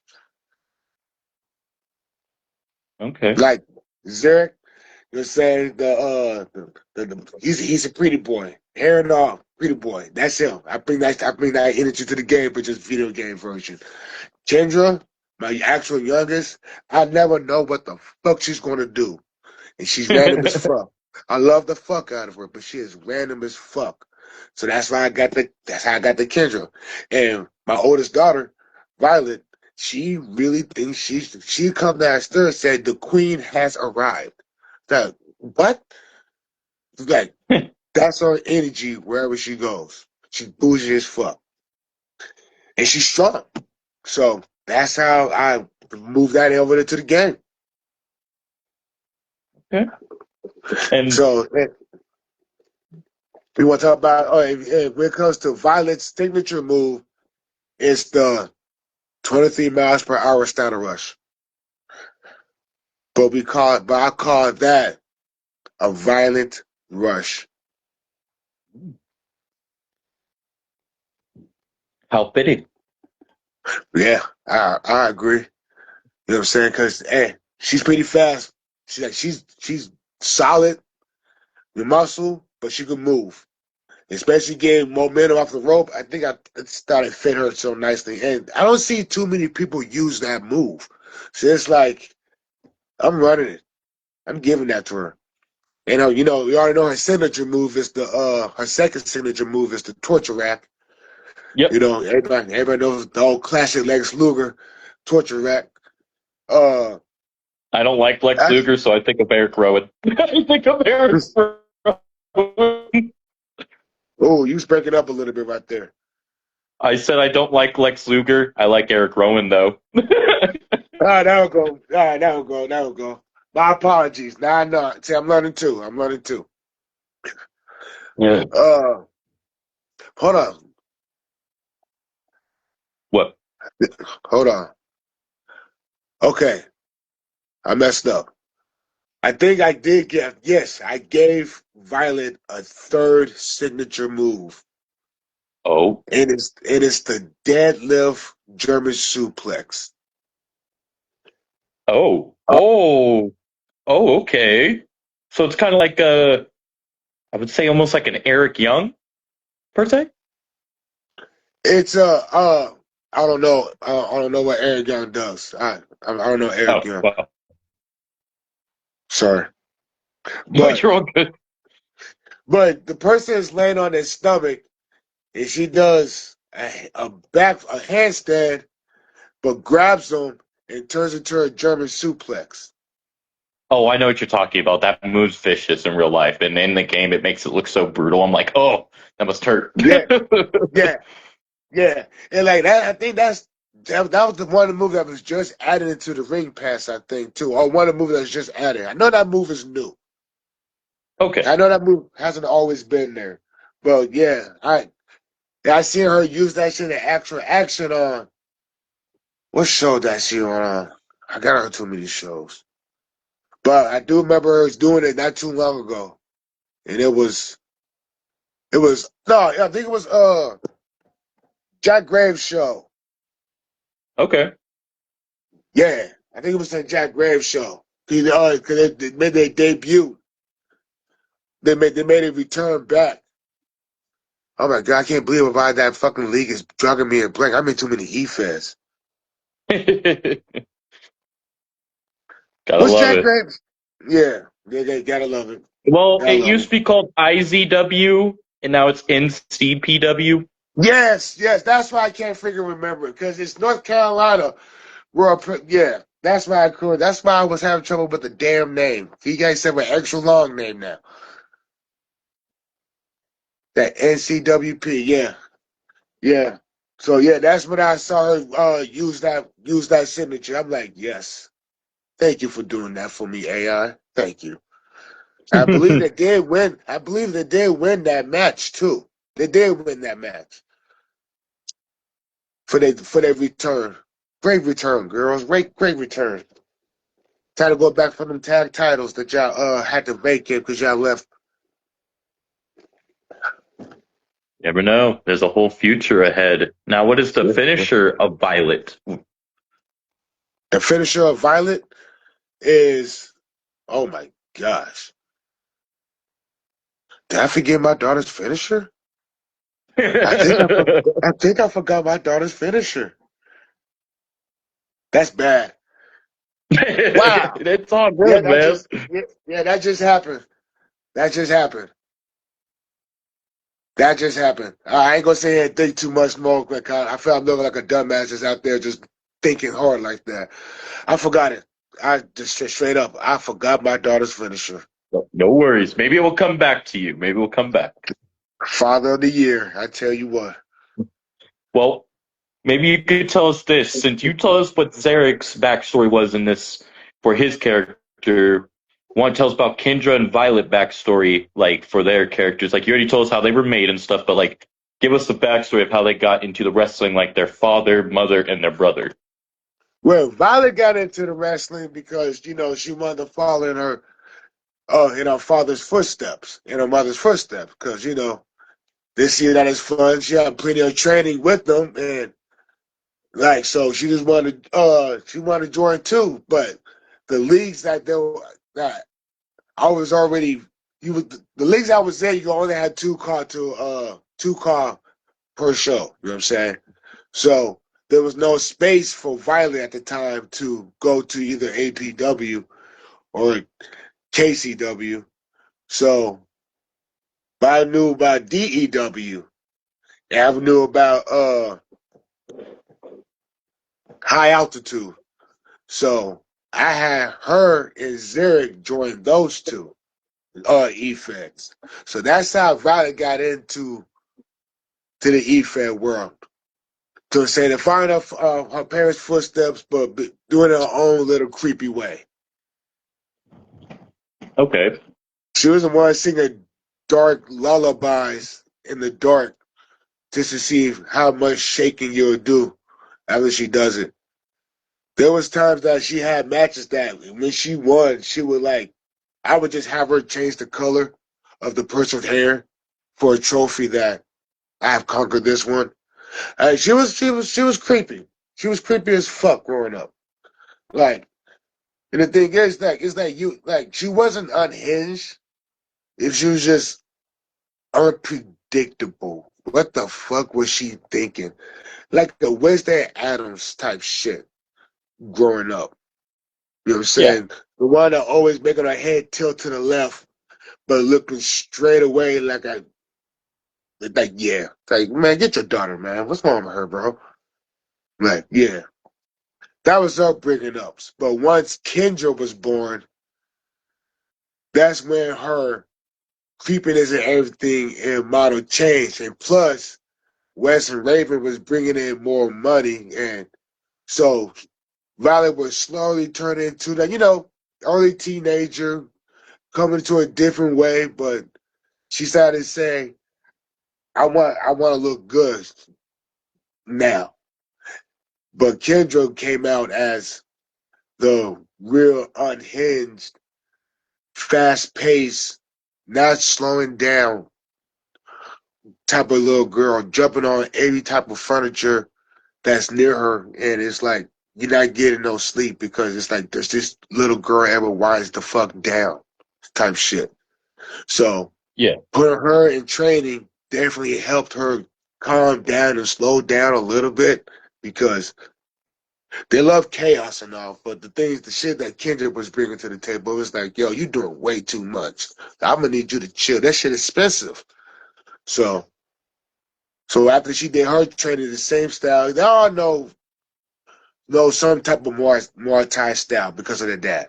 Like regardlessly, he's gonna teach them for the basic, but they always learn how to do their own little style. And her style is like unpredictable because her moves are unpredictable. She's a daredevil. She's the risk taker without no hesitation. And so when I got her into the E-Fed, that's when, like I said, that's when my actual daughter wanted her own character. So David made a storyline out of her. No, I didn't make no storyline out of her. She had a couple beefs, but nothing, nothing for real. But nothing for real. It was more like her just being attacked with her sister, trying to get her more introduced and get her more recognized to the E-Fest and let people know that she brings a different type of energy than Wes and Raven and Violet do. So Yeah. yeah, that's how the girls was kind of more introduced into the E-Fest. Kendra's first E-Fed was what was Kendra's first E-Fed? I think it was DEW. Then she was in APW for like a little bit, And but DEW is then under the APW banner, correct? yes, it's Okay. considered as the APU Alpha Pro universe. There's multiple Okay. shows in there like Marcus Watts, GPW. Speaking of Marcus Watts, he's watching right now. He's finally my old man's awake. Old man is awake, man. I'm glad you got that old man nap in, man. So you can go ahead and continue the day off strong. He probably fell asleep in a recliner watching something. That's something I would do. Not gonna lie to you. But yeah, she left APW and her and her sister joined KCW. And she joined another league. Oh, yeah, the IZW. And actually, IZW is where she actually for real started making a real name for herself with her sister Violet. So yeah, Yeah. that's so IZW is Kendra's for real big start really getting recognized was IZW. Yeah. Okay. Hell yeah. That's what's up. I like it. Yeah, I like it. I like it. I think I covered everybody. Yeah, I think I Ah, covered everybody. we have two more. The Harrisons, Dawn and Tiffany. The Don and Tiffany. See, Don Harrison. So if we want to do Don Harrison, we might have to reschedule for a whole new different time and day because I put as much investment in Don Harrison when I was with Wes Grimm. Because Don Harrison is actually supposed to represent me in a way. Oh, okay. So you would like to save them for another future episode? Yes. Yes, because Okay. Don Harrison has a lot of rivalries and stories as well. As well. And Don Harrison was actually in the Lost Souls at one point. So it's the bring in. All right. Sounds good. We'll definitely save that for a future episode. And what we can do, I can pivot to my question to maybe going through these companies that you've been in with the characters we have talked about, and you could tell me your thoughts. Like you told me about APW, high altitude, and DEW, which all associate with each other. And I believe they also have their own version of IWA under their banner. Uh well, high altitude actually changed to a different league. And like that high altitude Oh, was not it's not familiar with them anymore. And they actually oh, changed a whole okay. new different brand. I'm glad they're still Oh, okay. doing well with themselves. But you said, what about IPW again? Oh, no, no, no, no. So what I was told is under Alpha Pro Universe, there's an IWA brand of their own. IWA? Yeah. Yeah, yeah. I didn't know that till like a while back when Buster said, Yeah. "Oh, it's under Yeah. IWA." IWA. Yeah. Cause I had this conversation with him, cause that's when he changed his name to IWA CC 26. Yeah, that's Yeah, why that's Mighty Marcus changed it to White. that because Yeah. apparently, yeah. Okay, so Marcus Watts wins that IWA. Yes. Yeah, 'cause I remember when I was uploading, 'cause I remember I was putting down IWA 26. And I'm thinking like, man, I feel like, man, I used that hashtag before. And then next you know, on my news feed, I see IWA, you're saying promos and shit. I'm like, oh, that's Marcus Watts shit. Oh, we got two IWAs. Hell yeah. Thank you for your But mom. but yeah, Yeah. there's definitely two IWAs out there in the E-fan world that we know of. Yes, sir. Yes, sir. And want to tell us about GEW? GEW. See, I got the whole family over there. See, but that's where Zurich is shining at. No, that's the North Carolina joints. GEW. I've been so fucking many. And then again, it's hard. Sometimes it's hard to separate the So E-feds because GEW is Dimebag Dan and ADOT show that you were asking me where do I send the music to. yes, okay. Okay. Oh, okay. That's Yeah, the one with I the don't run DEW. I help promote their stuff, but you would have to talk to A Dot or Dimebag.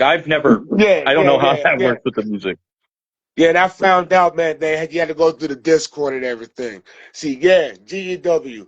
I got them I got Don Harrison and Tiffany Harrison over there. Okay. You know, see, yeah, they just started over there. I know Don Harrison, his first match was a 6-man elimination in the Hell in a Cell, and Tiffany was a fatal four.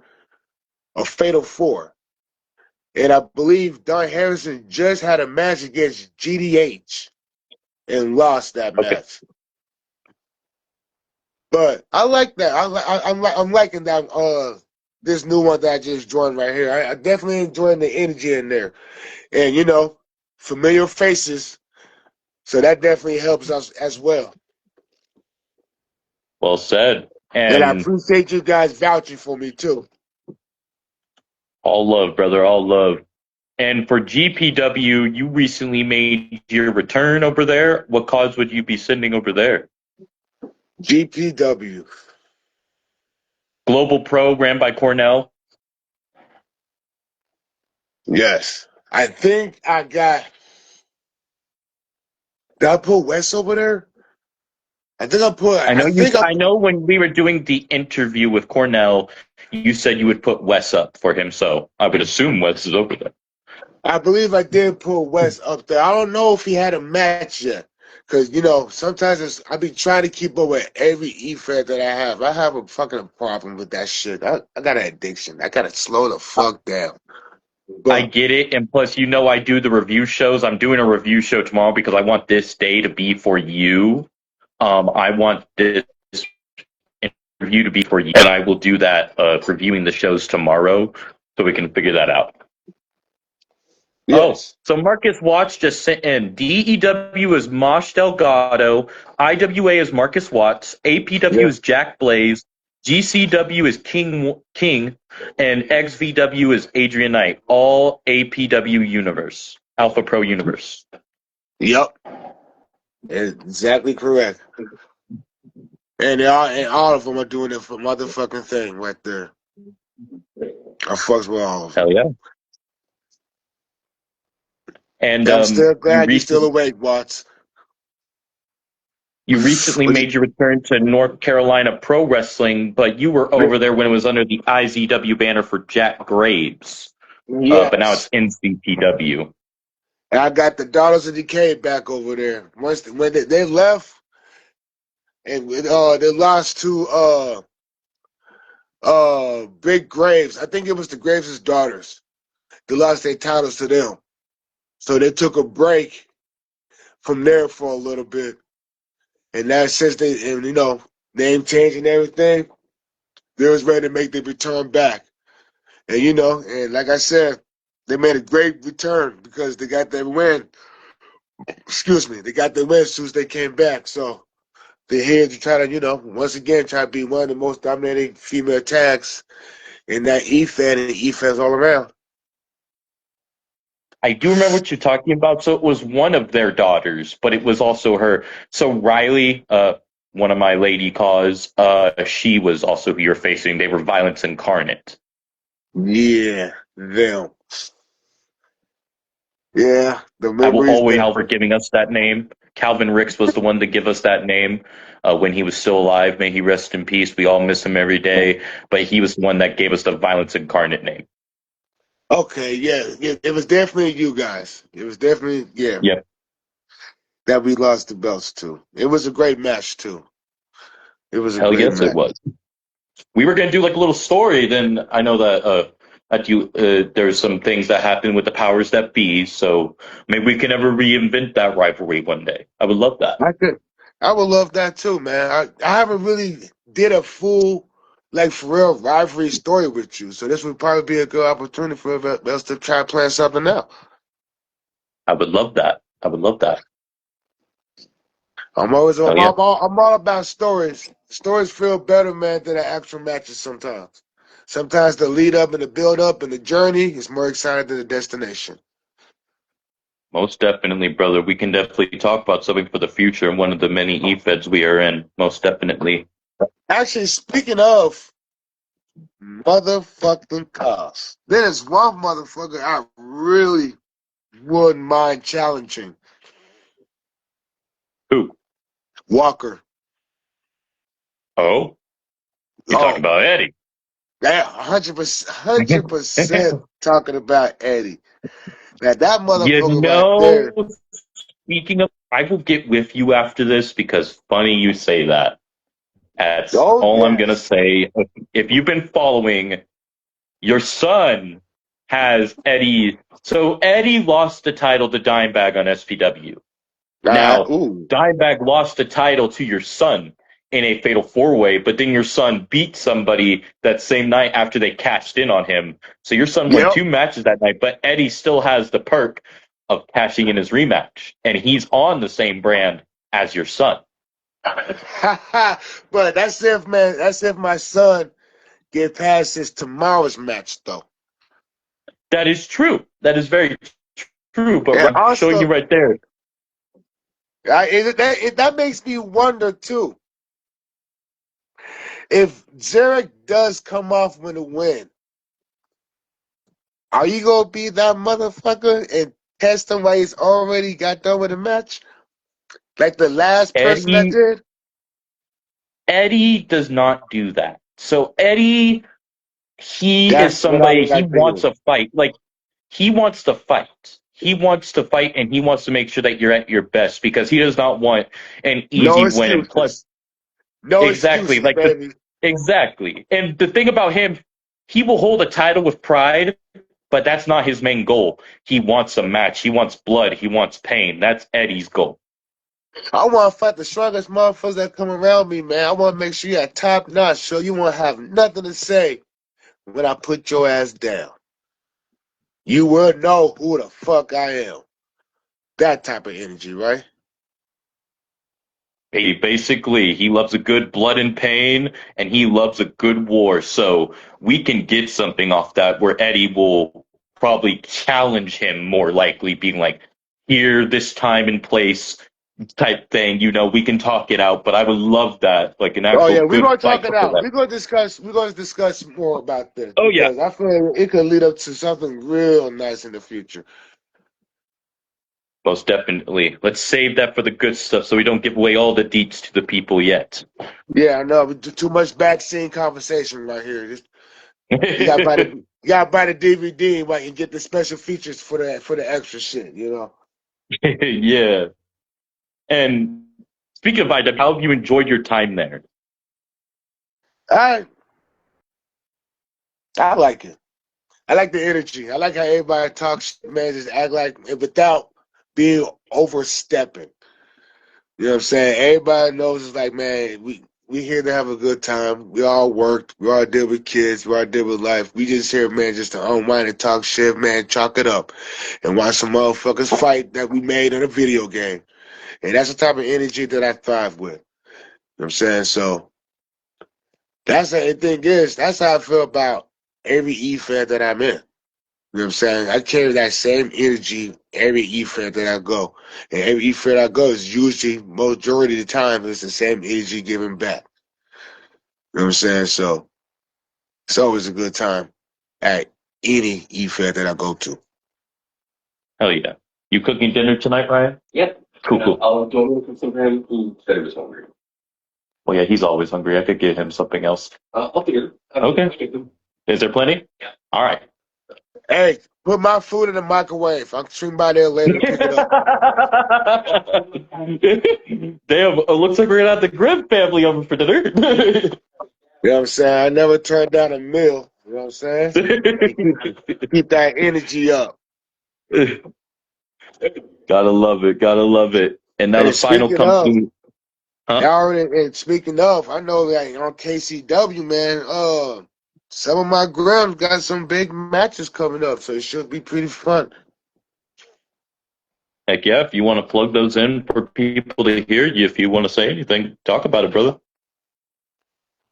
Nah, I ain't gonna talk about it because it's right Oh, before the match. I just hope for a good oh. match and my peoples don't get their ass kicked on live TV. That's all I'm saying. That's all I'm saying. I know it's gonna be some good matches that I see. I know West is in a match. I know Raven's in a match, and I believe Violet is in a match, and Kim just walking out with her. So I'm just hoping, man, that they'll hold it down, don't get their ass kicked, and they try to finish strong. Hell yeah, brother. I can't wait to see it.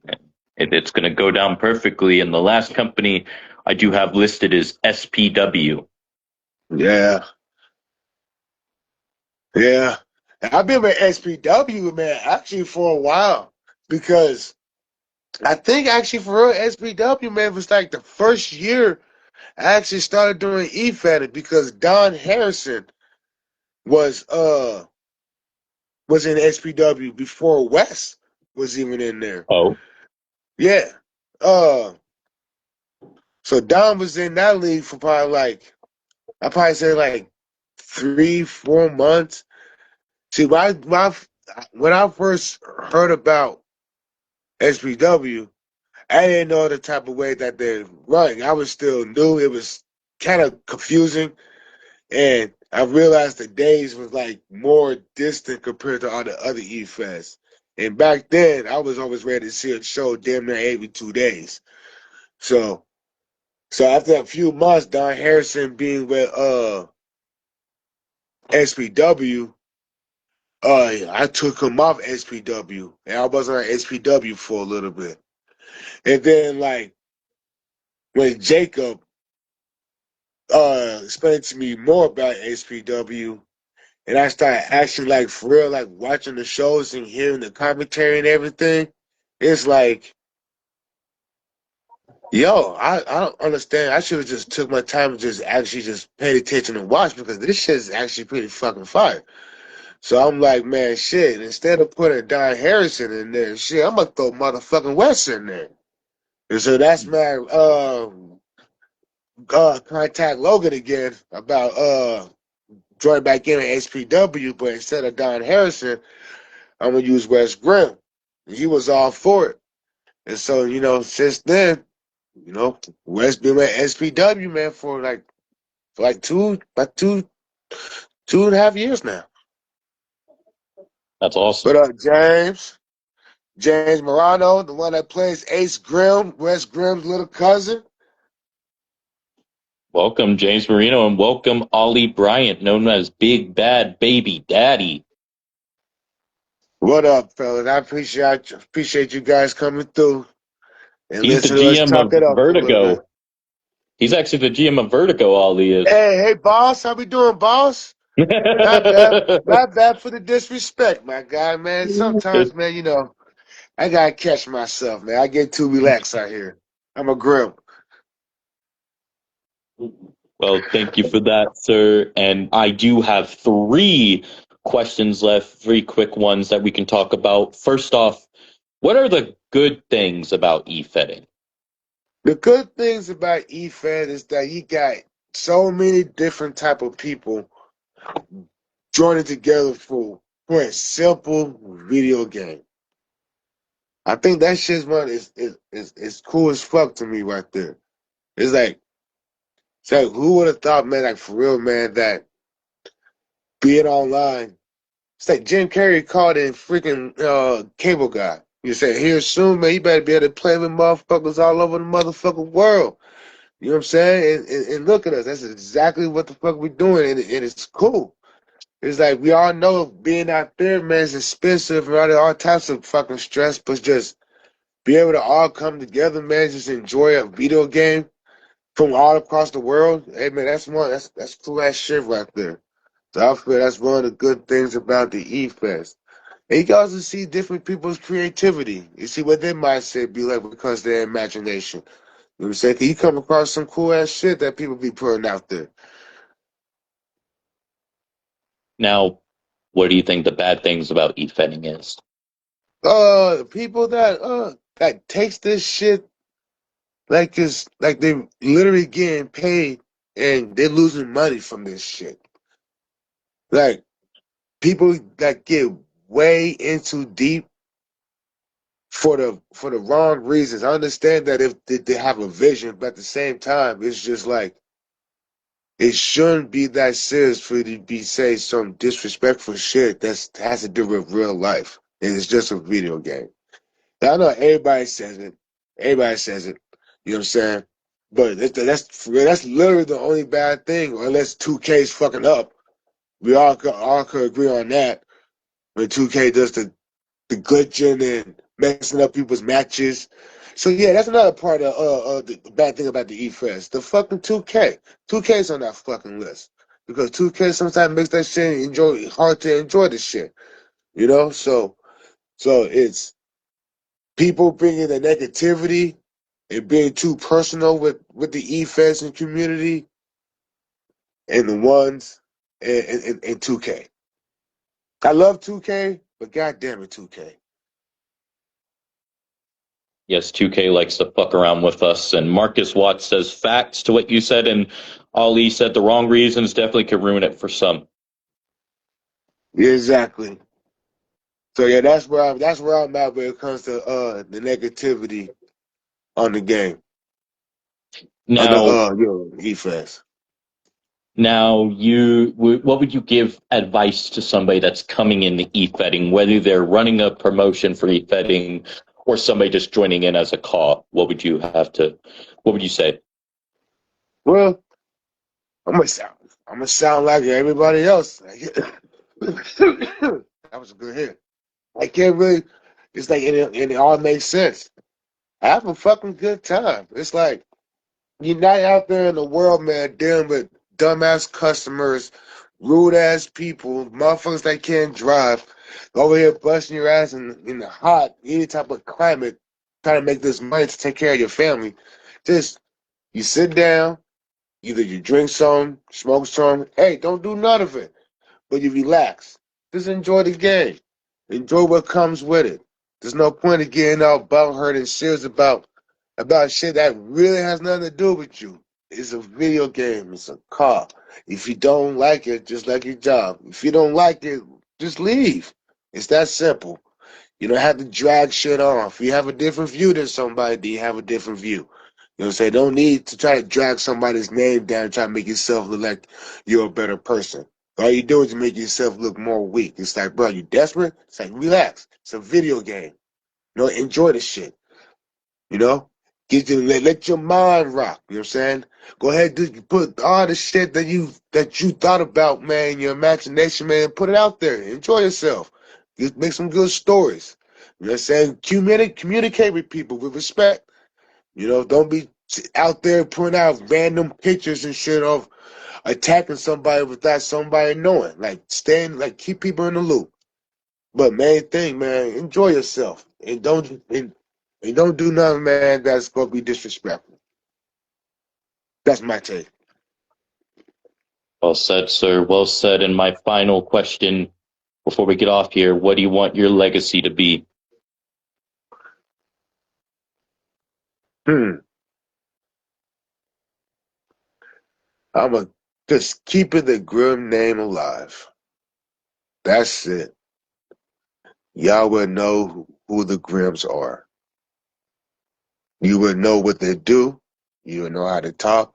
Just the Grimms will be remembered in E-Feds. That would be my legacy. Not because of the wins. Any Well, maybe some good, you know what I'm saying, moments and wins, but morally like the shit he talks about and what he do and how he builds up to a fight. What was you about to say? Okay. I was just gonna say, right before when I thought you were done talking, my bad. I was just gonna say, do you want to say any final thoughts before we do get off here? All I gotta say is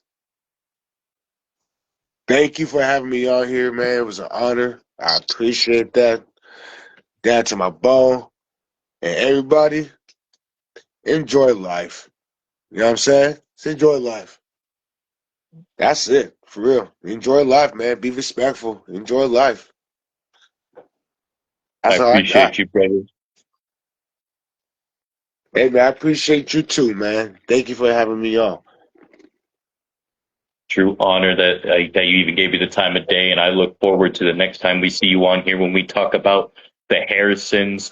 Y'all stay tuned for that, and I will upload this video to the YouTube tonight. Welcome the lady I interviewed yesterday for Breaking Kayfabe, pro wrestler Slammin' Sammy. She is a very talented young lady that continues to thrive in the pro wrestling world. Go check her workout, go check out her YouTube, and go check out that amazing interview I had with her. And hey, ladies and gentlemen, we all hope you have a great day, good night, good morning, good evening, good afternoon, wherever y'all may be. Peace out.